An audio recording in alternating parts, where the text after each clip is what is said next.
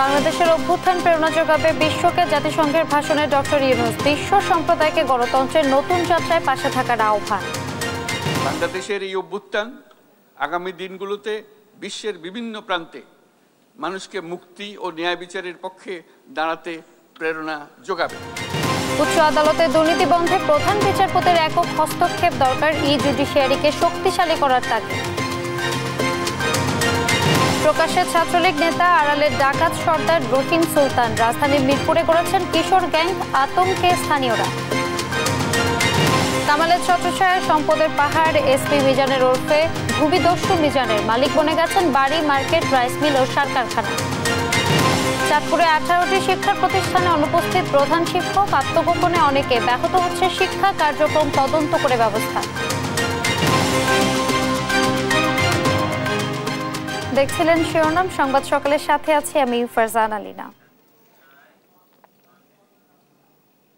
বাংলাদেশের অভ্যুত্থান আগামী দিনগুলোতে বিশ্বের বিভিন্ন প্রান্তে মানুষকে মুক্তি এবং ন্যায় বিচারের পক্ষে দাঁড়াতে প্রেরণা যোগাবে। জাতিসংঘের সাধারণ পরিষদের অধিবেশনে দেয়া ভাষণে এই কথা বলেন অন্তর্বর্তী সরকারের প্রধান উপদেষ্টা ডক্টর মোহাম্মদ ইউনূস। বিশ্ব সম্প্রদায়কে নতুন বাংলাদেশের সঙ্গে নতুনভাবে সম্পৃক্ত হওয়ার আহ্বান জানিয়েছেন তিনি। এ সময় প্রফেসর ইউনূস বলেন, ফিলিস্তিনের বাস্তবতা শুধু মুসলমানদের জন্যই নয়, মানবজাতির জন্য উদ্বেগের। তাই দ্বিরাষ্ট্রভিত্তিক সমাধানই মধ্যপ্রাচ্যে আনতে পারে টেকসই শান্তি। শামীমা আক্তারের প্রতিবেদন। বাংলাদেশিদের জন্য এক ঐতিহাসিক মুহূর্ত। জাতিসংঘের সাধারণ পরিষদের ৭৯তম অধিবেশন আর সংস্থাটির সঙ্গে অংশীদারিত্বের সুবর্ণ জয়ন্তী উদযাপন করছে বাংলাদেশ। এই অধিবেশনে প্রথমবারের মতো ভাষণ দেন অন্তর্বর্তী সরকারের প্রধান উপদেষ্টা ডক্টর মোহাম্মদ ইউনূস। এজেন্ডা প্রণয়ন ও বাস্তবায়ন। ভাষণের শুরুতে জুলাই আগস্টে বাংলাদেশের যুগান্তকারী পরিবর্তনের কথা উল্লেখ করেন ডক্টর ইউনূস। বলেন, সারা বিশ্ব অবাক বিস্ময়ে দেখেছে কিভাবে পুরো দেশ একনায়কতন্ত্রের নিপীড়ন, বৈষম্য, দুর্নীতির বিরুদ্ধে রাজপথ ও সামাজিক যোগাযোগ মাধ্যমে দৃঢ়ভাবে রুখে দাঁড়িয়েছিল। তাদের অদম্য সংকল্প ও প্রত্যয়ের মাধ্যমে একটি স্বৈরাচারী ও অগণতান্ত্রিক শাসন ব্যবস্থা থেকে আমাদের মুক্তি এনে দিয়েছে। বাংলাদেশের তরুণরা প্রমাণ করেছে যে মানুষের স্বাধীনতা, মর্যাদা ও অধিকার সমুন্নত রাখার অভিপ্রায় কোনো উচ্চাভিলাষ নয়, বরং এটা সকলের নিশ্চিত প্রাপ্য। এ সময় বাংলাদেশের প্রধান উপদেষ্টা জানান, ছাত্র আন্দোলনে প্রায় ৮০০-র বেশি মানুষ জীবন হারিয়েছে। বলেন, বাংলাদেশের মানুষের অভ্যুত্থান আগামীতে বিশ্বের বিভিন্ন প্রান্তে মানুষকে শক্তি ও ন্যায় বিচারের পক্ষে দাঁড়াতে প্রেরণা যোগাবে। ১৯৭১ সালে যে মূল্যবোধকে বুকে ধারণ করে আমাদের গণমানুষ যুদ্ধ করেছিল, সেই মূল্যবোধকে বহু বছর পরে আবার জেনারেশন জি নতুনভাবে আমাদেরকে দেখতে শিখিয়েছে। আগামী দিনগুলোতে বিশ্বের বিভিন্ন প্রান্তে মানুষকে মুক্তি ও ন্যায় বিচারের পক্ষে দাঁড়াতে প্রেরণা যোগাবে। এ সময় প্রধান উপদেষ্টা বিশ্ববাসীকে জানান, তরুণরাই দেশের আপাময় জনসাধারণের সাথে একমত হয়ে দেশ পরিচালনার দায়িত্ব অর্পণ করেছেন তার হাতে। পুনর্গঠনের জন্য আমাদের তরুণরা, দেশের আপামর জনসাধারণ একমত হয়ে আমার এবং আমার উপদেষ্টা পরিষদের উপর আস্থা রেখে সরকার পরিচালনার এক মহান দায়িত্ব আমাদের উপর ন্যস্ত করেছে। বিশ্ব দরবারে মানুষের মৌলিক অধিকার সমুন্নত ও সুরক্ষিত রাখার অঙ্গীকার করেন প্রধান উপদেষ্টা। জানান, দেশ সংস্কারে নেওয়া উদ্যোগ যেন টেকসই ও দীর্ঘমেয়াদী হয় তার নিশ্চিত এবং অংশগ্রহণমূলক নির্বাচনের উপযোগী পরিবেশ তৈরির লক্ষ্যে কাজ করছে অন্তর্বর্তী সরকার। দায়িত্বভার গ্রহণের 2 সপ্তাহের মধ্যে আমরা গুম প্রতিরোধে যে আন্তর্জাতিক কনভেনশন রয়েছে তাতে যোগদান করেছে। এইসব সংস্কার যেন টেকসই হয়, দীর্ঘমেয়াদে নিশ্চিত করতে এবং অবাধ ও নিরপেক্ষ অংশগ্রহণমূলক নির্বাচনের জন্য উপযোগী পরিবেশ সৃষ্টি করতে আমরা কাজ করে যাচ্ছি। উন্নয়নশীল দেশগুলো থেকে পাচার হয়ে যাওয়া সম্পদ ফেরত আনার জন্য আন্তর্জাতিক সহযোগিতা জোরদার করতে হবে। বাংলাদেশ এখন পর্যন্ত ৪৩টি দেশের ৬৩টি শান্তিরক্ষী মিশনে সৈন্য পাঠিয়েছে জানিয়ে প্রধান উপদেষ্টা জলবায়ুর ঝুঁকিতে থাকা বাংলাদেশের জন্য ব্যাপক বিনিয়োগের আহ্বান জানান। সমগ্র বিশ্ব একসাথে ৩-0 লক্ষ্য অর্জনের ধারণা বিবেচনা করে দেখতে পারে, যার মাধ্যমে আমরা শূন্য দারিদ্র্য, শূন্য বেকারত্ব এবং শূন্য নেট কার্বন নিঃসরণ অর্জন করতে পারি।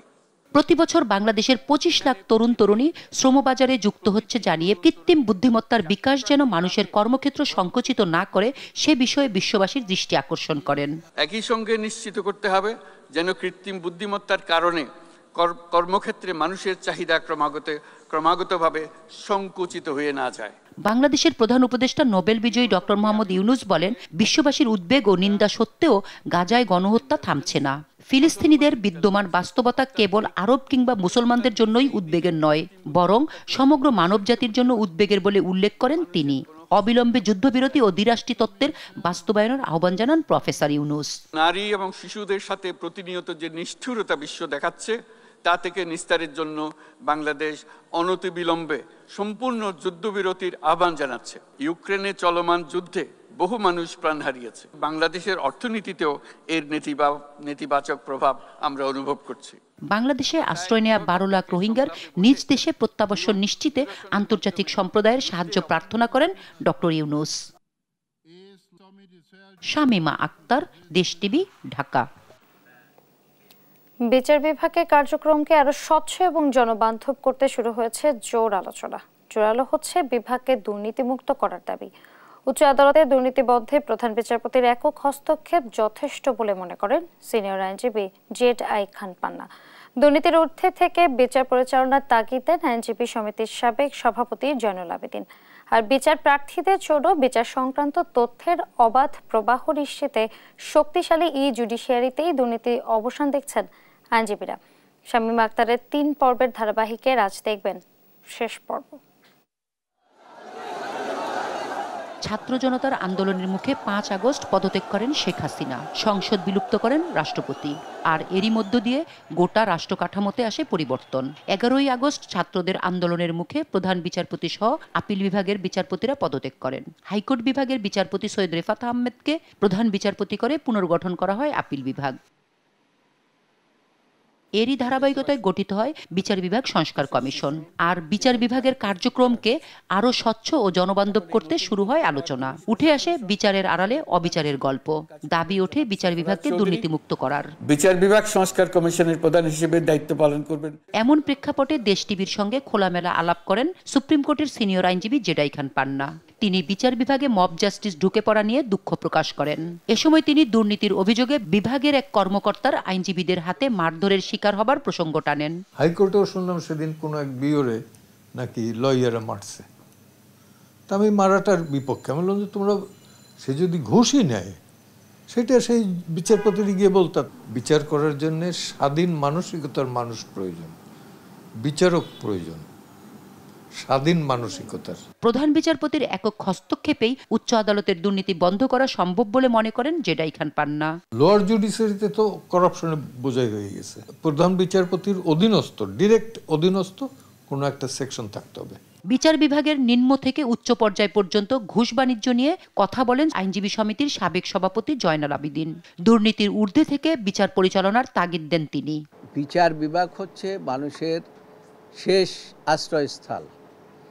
এইখানে যদি দুর্নীতি থাকে তাহলে পরে মানুষ কোথায় যাবে? মানুষের দাঁড়াবার তো কোনো জায়গা থাকবে না। বিচার বিভাগের নিম্ন পর্যায় থেকে উচ্চ পর্যায় পর্যন্ত এই যে ঘুষ ছাড়া কোনো কাজ হয় না। জুডিশিয়ারিকে আরো শক্তিশালী করার তাগিদ দেন সাধারণ আইনজীবীরা। বিচার প্রার্থীদের জন্য বিচার সংক্রান্ত তথ্যের অবাধ প্রবাহ নিশ্চিত করার মধ্য দিয়ে দুর্নীতির অবসান দেখছেন তারা। বিচার বিভাগে দুর্নীতি রক্ষার জন্য সিস্টেম পরিবর্তন করতে হবে। অবশ্যই ডিজিটালাইজড প্রক্রিয়ায় আদেশ দেওয়া থেকে শুরু করে সব কিছুকে জুডিশিয়ারির অধীনে আনতে হবে। টোটাল সিস্টেমটা, যেমন আমরা একটা আদেশ পাঠাই, এই আদেশটি অবশ্যই এইভাবে 12 জনের সাইন হওয়ার কোনো প্রয়োজন নাই। সুপ্রিম কোর্টের একজন জজ স্বাক্ষর করে দিয়েছেন, সরাসরি অনলাইনে কমিউনিকেটেড হয়ে যেখানে যেখানে যাওয়া সম্ভব সব জায়গায় চলে যাবে। এখানে কোনো ব্যক্তির ভূমিকা থাকারই প্রয়োজন নেই। দুর্নীতি কমাতে গেলে অবশ্যই ডিজিটালাইজড করতে হবে সব কিছু। বিচার ব্যবস্থা যদি শতভাগ ডিজিটালাইজড হয়, দুর্নীতিও শতভাগ কমবে। যতটুকু ডিজিটালাইজড হবে অতটুকুই দুর্নীতি কমবে। 2015 সালে জুডিশিয়ারির কথা বলা হলেও কেবলমাত্র কজলিস্ট প্রাপ্তিতেই আটকায় সেই উদ্যোগ। পুরো বিচার বিভাগে ডিজিটালাইজেশনের আওতায় আনার দাবি আইনজীবীদের। শামীমা আক্তার, দেশ টিভি, ঢাকা। বিএনপির ভারপ্রাপ্ত চেয়ারম্যান তারেক রহমানের নামে থাকা সব মিথ্যা মামলা প্রত্যাহার করে তাকে দেশে ফিরিয়ে আনার দাবি জানিয়েছেন দলটির যুগ্ম মহাসচিব ফখরুল ইসলাম আলমগীর। শুক্রবার বিকেলে গাজীপুরের কাপাসিয়ার সরকারি পাইলট উচ্চ বিদ্যালয় মাঠে বিএনপি নেতা ব্রিগেডিয়ার জেনারেল অবসরপ্রাপ্ত আসম হান্নান শাহর 8ম মৃত্যুবার্ষিকী উপলক্ষে স্মরণ সভায় তিনি কথা বলেন। দ্রুত নির্বাচন অনুষ্ঠানের দাবি জানিয়ে মির্জা ফখরুল বলেন, নির্বাচিত সরকার দেশ শাসন করবে। দুর্গাপূজাকে কেন্দ্র করে আওয়ামী লীগ দেশে অশান্তি সৃষ্টি ষড়যন্ত্র করছে মন্তব্য করে নেতাকর্মীদের সতর্ক থাকার আহ্বানও জানান তিনি। এই সভা থেকে বলতে চাই যে সমস্ত মামলা প্রত্যাহার করে অবিলম্বে আমাকে দেশে ফিরিয়ে আনার ব্যবস্থা করা হোক। একই সঙ্গে যত মামলা আছে এই সরকার আওয়ামী লীগ সরকার আমলে করা হয়েছে, আমাদের ছাত্র দল, যুব দল, স্বেচ্ছাসেবক দল সহ মূল দল সহ সমস্ত মামলাকে অবিলম্বে প্রত্যাহার করতে হবে। তাদের বিরুদ্ধে মিথ্যা মামলা হয়েছে, সেই মামলাগুলোকে প্রত্যাহার করে দেশে গণতন্ত্রকে প্রতিষ্ঠা করবার, সুষ্ঠু অবাধ নির্বাচন করবার একটা পরিবেশ সৃষ্টি করতে হবে। স্বাস্থ্য খাতে এখনো আওয়ামী লীগের পেতাত্তারা বসে আছে দাবি করে দুর্নীতিবাজদের দায়িত্বে রেখে সংস্কার সম্ভব নয় বলে মন্তব্য করেছেন বিএনপির নেতা AZM জাহিদ হোসেন। মানুষের আকাঙ্ক্ষা বাস্তবায়নে দেরি হলে দেশের মানুষ অন্তর্বর্তী সরকারের বিরুদ্ধেও ফুঁসে উঠতে পারে বলে দাবি তার। আর গণতন্ত্রকে সুসংহত করতে ঐক্যবদ্ধ হয়ে কাজ করার আহ্বান জানিয়েছেন বিএনপির আরেক নেতা সালাউদ্দিন আহমেদ। বিস্তারিত সাইফুল রিপনের প্রতিবেদনে। কক্সবাজারে ছাত্র জনতার আন্দোলনে শহীদ ওয়াসিম আকরামের পরিবারের সঙ্গে পেকুয়ায় দেখা করেছেন বিএনপির স্থায়ী কমিটির সদস্য সালাউদ্দিন আহমেদ। এ সময় তিনি বলেন, গণ অভ্যুত্থানের শহীদদের সম্মান দিতে সুসংহত করতে হবে স্বাধীনতা, সার্বভৌমত্ব। বাংলাদেশের স্বাধীনতা, সার্বভৌমত্ব, গণতন্ত্রকে আমরা সুসংহত রাখবার চেষ্টা করব। এটাই হবে আমাদের শহীদের রক্তের প্রতি সম্মান প্রদর্শন করার একমাত্র রাস্তা। এদিকে বিশ্ব ফার্মাসিস্ট দিবস উপলক্ষে Mohakhali institute of health technology মিলনায়তনে অনুষ্ঠিত হয় ফার্মাসিস্ট সমাবেশ। সমাবেশে নিজেদের দাবি তুলে ধরার পাশাপাশি তা বাস্তবায়নে যথাযথ ব্যবস্থা নেওয়ার আহ্বান জানান সংগঠনটির নেতারা।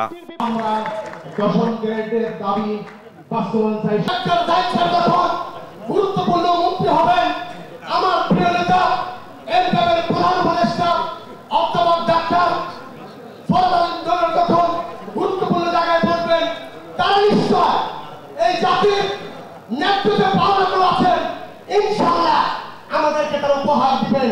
স্বাস্থ্য খাতে পরনির্ভরশীলতা কমাতে এ খাতের গুণগত মান বৃদ্ধির উপর জোর দেন প্রধান অতিথি বিএনপির স্থায়ী কমিটির সদস্য ডাক্তার AZM জাহিদ হোসেন। যদি হেলথকে পরনির্ভরশীল না রাখতে চাই, যদি আমাদের দেশ থেকে রোগীর বাইরে যাওয়া বন্ধ করতে চাই, তাহলে আমাদের সরকারি এবং বেসরকারি উভয় সেক্টরে আমাদের গুণগত মান আরও উন্নত করতে হবে।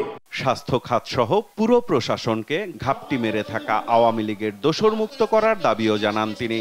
প্রশাসনের সর্বত্র, বিশেষ করে স্বাস্থ্য প্রশাসনের সর্বত্র অ্যাডভাইজার আর সচিব আর একজন দুইজন ডিজি বাদ দিয়ে সর্বত্রই আওয়ামী লীগের প্রেতাত্মারা বসে আছে। দে শুড বি রিমুভ, এবং তাদেরকে ইমিডিয়েটলি ওখান থেকে যদি রিমুভ না করা হয়, তাহলে এই স্বাস্থ্য সেক্টরে কিন্তু সংস্কারের জন্য সরকারের যে উদ্যোগ সেটি ভেস্তে যাবে। জনগণের আকাঙ্ক্ষা বাস্তবায়ন অন্তর্বর্তী সরকারের দায়িত্ব বলেও মন্তব্য করেন ডাক্তার AZM জাহিদ হোসেন। মানুষের আশা আকাঙ্ক্ষার বাস্তবায়ন যত দ্রুত করবেন, তত দ্রুত মানুষ আপনাদেরকে সাধুবাদ জানাবেন। যত দেরিতে করবেন, মানুষ কিন্তু আবারও আপনাদের বিরুদ্ধেও ফুঁসে উঠতে পারে। সাইফুল রিপন, দেশ টিভি, ঢাকা। গণহত্যাকারীদের জনগণের ময়দানে রাজনীতি করার অধিকার নেই বলে মন্তব্য করেছেন বাংলাদেশের জামায়াতে ইসলামীর আমির ডাক্তার শফিকুর রহমান। সকালে খুলনার রুকন সম্মেলনে তিনি কথা বলেন। এ সময় তৃতীয় শক্তির উত্থান নিয়েও দলীয় কর্মীদের হুঁশিয়ার করেন আমির। এদিকে রাজধানীতে মহানগর উত্তর জামায়াতের এক সমাবেশে অংশ নিয়ে দলটির নায়েবে আমির ডক্টর সৈয়দ আবদুল্লাহ মোহাম্মদ তাহের পাঠ্যপুস্তকে জামায়াতের বিরুদ্ধে মিথ্যাচার অতি দ্রুত মুছে ফেলার দাবি জানান। বিস্তারিত শাহিদুজ্জামান সাকিবের রিপোর্টে। শুক্রবার সকালে খুলনা মহানগর জামায়াতের রুকন সম্মেলনে অংশ নেন দলটির আমির ডাক্তার শফিকুর রহমান। এ সময় ডাক্তার শফিকুর রহমান বলেন, গণহত্যাকারীদের জনগণের ময়দানে রাজনীতি করার অধিকার নেই। ব্যত্যয় হলে তৃতীয় শক্তির উদ্ভব নিয়ে নেতাকর্মীদের সতর্ক করেন আমির। একটা দেশে যারা জনগণের উপর গণহত্যা সংগঠন করেছে, গণহত্যাকারীদের জনগণের ময়দানে রাজনীতি করার কোনো অধিকার থাকতে পারে না। দেশ এবং রাষ্ট্রকে জনগণকে যারা ন্যায় ইনসাফ শান্তি এবং সমৃদ্ধি উপহার দেবে, রাজনীতি করার অধিকার কেবল তাদের থাকবে, অন্য কারণে। অন্তর্বর্তী সরকার সম্মানের সাথে বিদায় নেবেন এমন প্রত্যাশা জানিয়ে জামায়াত আমির বলেন, দ্রুততম সময়ে ফ্যাসিবাদীদের বিচার নিশ্চিত করতে হবে। যেই জাতি এই দেশকে স্বৈরাচারের কলঙ্ক মুক্ত করেছে বুকের রক্ত দিয়ে, সেই জাতি এই দেশের স্বাধীনতা সার্বভৌমত্বের পাহারাদারি করতে হবে কারো সাহায্য ছাড়াই, ইনশাআল্লাহ। এদিকে ঢাকা মহানগর উত্তরের সাবেক ছাত্র শিবির নেতাদের সমাবেশে জামায়াতের নায়েবে আমির ডাক্তার সৈয়দ আব্দুল্লাহ মোহাম্মদ তাহের বলেন, শিক্ষা ব্যবস্থা থেকে ভারতীয় অপসংস্কৃতি ও অন ইসলামিক নীতি দূর করতে হবে। শিক্ষা ব্যবস্থায় যে পৌত্তলিকতা, ভারতীয় কালচার, অ্যান্টি ইসলামিক সিলেবাস, জামাত ইসলামীর বিরুদ্ধে সিলেবাসে মিথ্যাচার করে যেটি হয়েছে, এটা অবিলম্বে মুছে ফেলতে হবে। পরে মহানগর দক্ষিণের শুরা সম্মেলনে নায়েবে আমির অধ্যাপক মুজিবুর রহমান বলেন, জামায়াত রাষ্ট্র ক্ষমতায় এলে জাকাত ভিত্তিক অর্থব্যবস্থা গড়ে তোলা হবে। আজকে জাকাত ভিত্তিক সমাজ নাই, আজকে সুদ ভিত্তিক সমাজ হওয়ার কারণে গরিব আরো গরিব হচ্ছে, ধনী আরো ধনী হচ্ছে। যদি জাকাত ভিত্তিক অর্থনীতি হতো তাহলে ভারসাম্য হতো। আমরা বিশ্বাস করি বাংলাদেশ জামাত ইসলামী যদি রাষ্ট্র ব্যবস্থা পায়, ইনশাআল্লাহ সুদকে বিতাড়িত করে জাকাত ভিত্তিক অর্থ ব্যবস্থা কায়েম করবে ইনশাআল্লাহ। নির্বাচনী রোডম্যাপ ঘোষণার আগে ব্যাংক খাত সহ রাষ্ট্রের গুরুত্বপূর্ণ কাঠামোগুলো দ্রুত সংস্কারের দাবিও জানান জামায়াত নেতারা। শাহিদুজ্জামান সাকিব, দেশ টিভি, ঢাকা। প্রকাশ্যে ছাত্রলীগ নেতা, তবে লোকচক্ষুর আড়ালে ভয়ঙ্কর ডাকাত দলের সর্দার। শুধু দেশীয় অস্ত্র নয়, তার কাছে রয়েছে আগ্নেয়াস্ত্রের বিশাল এক সম্ভার। ডাকাতির সাথে ধর্ষণ, চাঁদাবাজি, মাদক, জমি দখল তার নিত্যদিনের কাজ। তার সংস্পর্শে বিপদগামী হয়েছে শতাধিক কিশোর। বলছিলাম ঢাকা মহানগর উত্তর ছাত্রলীগের সহ সভাপতি রহিম সুলতান ওরফে বায়াজিদের কথা। দেশ টিভির অনুসন্ধানে বেরিয়ে এসেছে চাঞ্চল্যকর আরো সকল তথ্য। ফজলে আদিত্যের অনুসন্ধানী রিপোর্ট, ক্যামেরায় ছিলেন দেলোয়ার হোসেন। সব অস্ত্র নিয়ে আসছে, কত ছেলেরাও জব করবো, তাকেও জব করবো। আমি যে অভিযোগ করতে গেছি ওর বিপক্ষে কোনো অভিযোগও নিচ্ছে না। ঢাকা আন্তজেলা ডাকাত দলের সর্দার রহিম সুলতান ওরফে বাইজিদ সাবেক ক্ষমতাসীন রাজনৈতিক দল আওয়ামী লীগের ছত্রছায়ায় গড়েছেন ডাকাতির সাম্রাজ্য। পাশাপাশি রাজধানীর মিরপুরে গড়েছেন সক্রিয় কিশোর গ্যাং। মানিকগঞ্জের ডিবি পরিচয়ে ডাকাতি করতে গিয়ে ধরা পড়ে পুলিশের জালে, যা নিয়ে প্রতিবেদনও প্রকাশিত হয় বিভিন্ন গণমাধ্যমে। তবে আওয়ামী লীগ নেতাদের যোগসাজশে বেরিয়ে এসে 2020 সালের ডিসেম্বরে ঢাকা মহানগর উত্তর ছাত্রলীগের সহসভাপতি পদও বাগিয়ে নেয় এই ডাকাত সর্দার। বিভিন্ন সময় ব্যবসায়ীদের, অসাধু প্রশাসনিক কর্মকর্তাদের মাধ্যমে হয়রানি করেছেন। এর তথ্য এসেছে দেশ টিভির হাতে। তুই কত চাইছস? আমি কইছি 3-4 লাখ টাকার কথা বাড়ি দিছি। 3-4 লাখ টাকার কথা বাড়ি দিলে 4 লাখ এই কাম করতে মনে কর 2-2.5 লাখ টাকা যাইবো, বাকিটা তুই এরম লোক। চলতি বছর মার্চে র্যাবের অভিযানে অস্ত্রসহ ধরা পড়লেও রাজনৈতিক প্রভাবে বহাল তবিয়াতে চাঁদাবাজিতে ফিরে বাইজিদ। অভিযোগ আছে এই মামলা থেকে বের করে আনেন তৎকালীন স্বরাষ্ট্রমন্ত্রী আসাদুজ্জামান খান কামাল, পাট ও বস্ত্রমন্ত্রী জাহাঙ্গীর কবির নানক। ওর সাথে প্রশাসনের একটা লিঙ্ক ছিল, ও জাহাঙ্গীর কবির নানকের নাম বিক্রি করে চলছে, আর হচ্ছে স্বরাষ্ট্রমন্ত্রী কামাল সাহেবের নাম বিক্রি করে চলছে। ভাঙাবাড়ির ওই পারে আমার অনেক লাইন আছে, ওই জায়গায় লাইন চালাতে হলে বাইজিদকে চাঁদা দিতে হবে। বাইজিদকে চাঁদা না দিলেই বাইজিদ হ্যারাস করবে। এখানেই শেষ নয়, জুলাইয়ের ছাত্র জনতার আন্দোলনে ছাত্রদের ধরে পুলিশের কাছে সাপোর্টও করে বাইজিদ। আন্দোলন শেষে সন্ধ্যার সময় এলাকায় ঢুকেছি, তখন আমাদেরকে অনেক হুমকি দামকি দিয়েছে, আমাদের অনেক সহপাঠীকে তারা পুলিশে উঠিয়ে দিয়েছে। বাইজিদ বসবাস করত মিরপুর মডেল থানাধীন মধ্যপরিবাগে। স্বৈরাচার হাসিনার পতন হলেও বাইজিদের সাম্রাজ্যের পতন হয়নি। ওই এলাকায় সব সেবামূলক কাজে নিয়োজিত প্রতিষ্ঠানের কাছে চাঁদা আদায়ের বিস্তর অভিযোগ রয়েছে তার বিরুদ্ধে। আমার লোকদেরকে এর আগে একবার মারছে, আমি যে অভিযোগ করতে গেছি ওর বিপক্ষে কোনো অভিযোগও নিচ্ছে না। একদিন আমার ডাইকা নিয়ে যায় ভাই, আমার 11 গ্রাম হেরোইন দিয়ে আমাকে মাদক মামলা চালান করে। ভুক্তভোগীরা বলছেন আবারও ডাকাতিতে ফিরেছে বাইজিদ। আত্মগোপনে থেকে প্রায় মধ্যপীরের বাগে হানা দেয় বাইজিদ ও তার বাহিনী। বাইজিদ নামে একজন লোকের নেতৃত্বে আমাদের থেকে চাঁদা চায়। প্রতিদিন 700-800 টাকা চাঁদা নেয়। ভোল পাল্টে আবারও মধ্যপীরের বাগে ডাকাত সর্দার সক্রিয় হওয়ায় স্থানীয়দের মধ্যে আতঙ্ক বিরাজ করছে। অত্যাচার থেকে রেহাই পেতে প্রশাসনের হস্তক্ষেপ কামনা করছে তারা। ফজলে আদিত্য, দেশ টিভি, ঢাকা।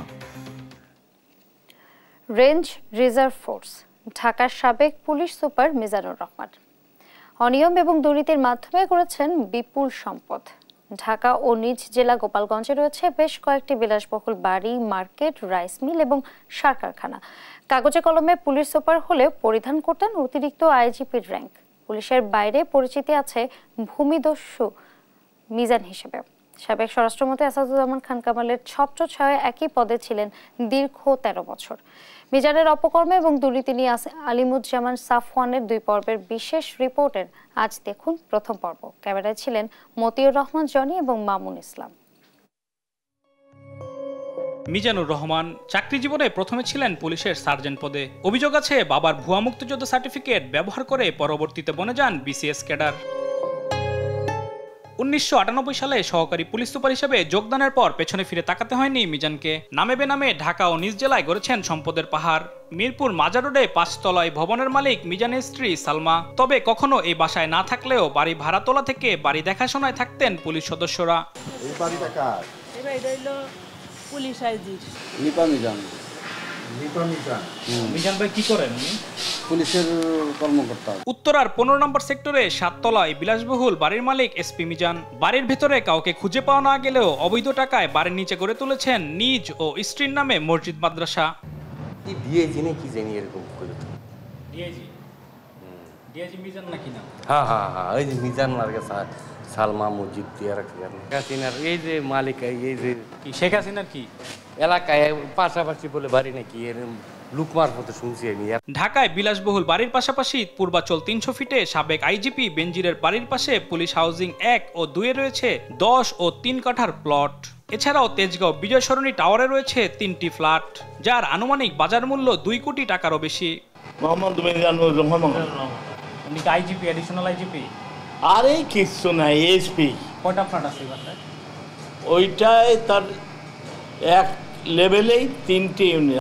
ঢাকার অদূরে কেরানীগঞ্জের জগন্নাথপুরে বানিয়েছেন সুবিশাল বাংলো বাড়ি। এখানে রয়েছে এসপি মিজানের সার তৈরির কারখানাও।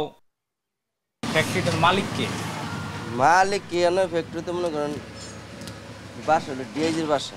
কি ফ্যাক্টরি? ফ্যাক্টরি কিসের ফ্যাক্টরি? এটা সারের। সারের? কি সারের ব্যবসা করে? এটা আমি কইতে না, কিন্তু ফ্যাক্টরি এটা সারের। এটা মেন মালিক হলো ডিআইজি।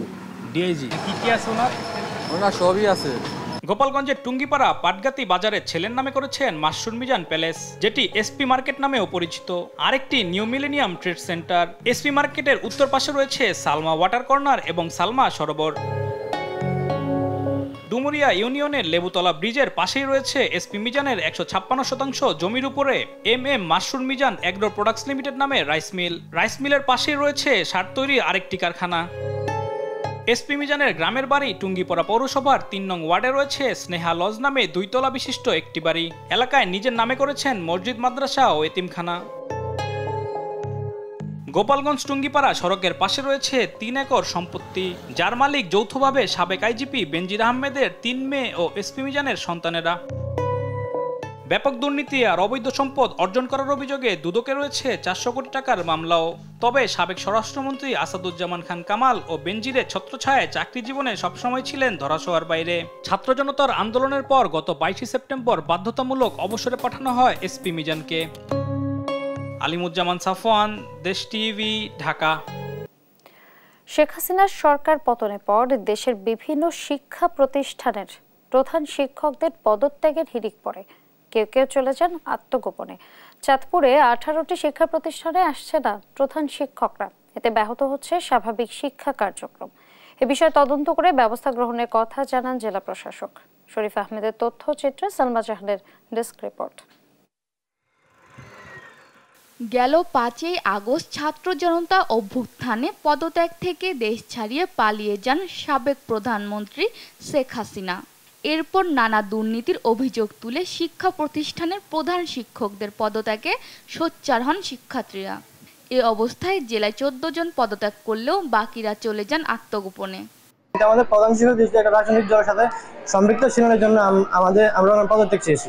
উনি এই কলেজে আসার পর এই কলেজে রাজনীতি যুক্ত করছে। উনি ওনার কারণে এই কলেজে রাজনীতি হয়েছে এবং ছাত্ররা রাজনীতির সাথে যুক্ত হয়েছে। তাছাড়া আমাদের ক্যাম্পাস আগে রাজনীতি মুক্ত ছিল। তো আমরা চাই না এরকম শিক্ষক, যে আমাদের রাজনীতি মুক্ত ক্যাম্পাস আমরা চাই। যদিও আত্মগোপনে থাকা শিক্ষকদের দাবি নিরাপত্তাহীনতায় ভুগছেন তারা। আমি স্কুলে যাচ্ছি না এটা ঠিক নয়, আমি স্কুলে যেতে পারতেছি না। স্কুলে আমি যাওয়ার পথে যখনই যেতে থাকি তখনই কিছু একটা কিশোর সংঘকে কেউ একজন ব্যবহার করে তাদেরকে দিয়ে আমাকে সবসময় হয়রানি করার চেষ্টা করতেছে, এমনকি তারা গিয়ে আমার রুমে তালা মেরে দেয়। কলেজে যেতে পারি নাই কারণ আমার 5 তারিখের পর আমার বাড়ি ভাঙচুর, লুটপাট, অগ্নিসংযোগ হওয়ার পর থেকে আমি ভয়ে কয়েকদিন পালিয়েছিলাম। স্থানীয়দের অভিযোগ, আওয়ামী লীগ সরকারের আমলে শিক্ষা প্রতিষ্ঠানের প্রধানরা নিয়ম নীতির তোয়াক্কা না করে জড়িয়ে পড়ে দুর্নীতিতে।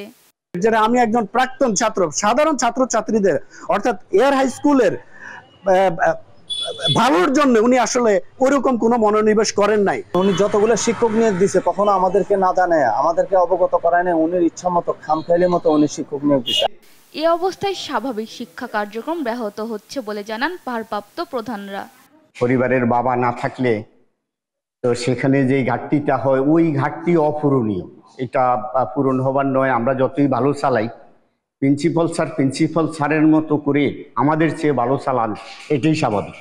শিক্ষা প্রতিষ্ঠানের প্রধান শিক্ষকদের দুর্নীতির বিষয়ে তদন্ত করে ব্যবস্থা গ্রহণের কথা জানান জেলা প্রশাসক।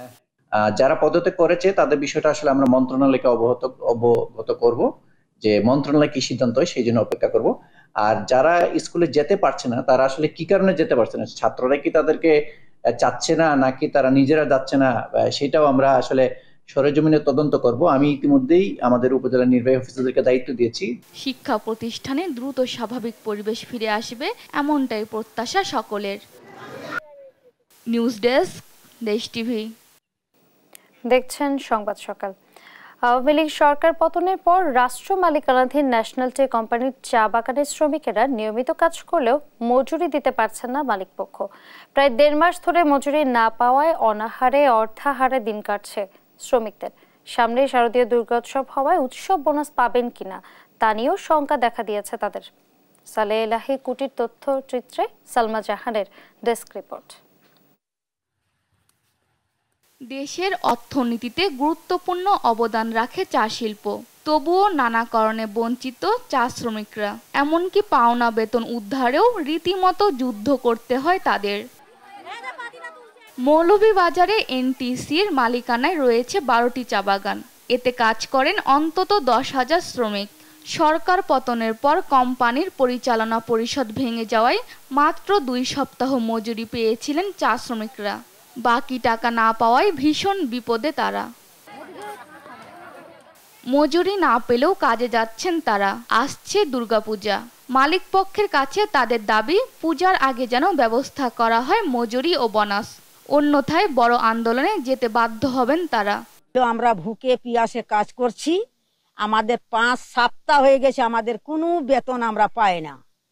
কেন যে পাচ্ছি না তা জানি না, কিন্তু আমরা কতদিন এই যাবতে চলবো, কষ্ট করে কতদিন আমরা থাকবো বাগানে।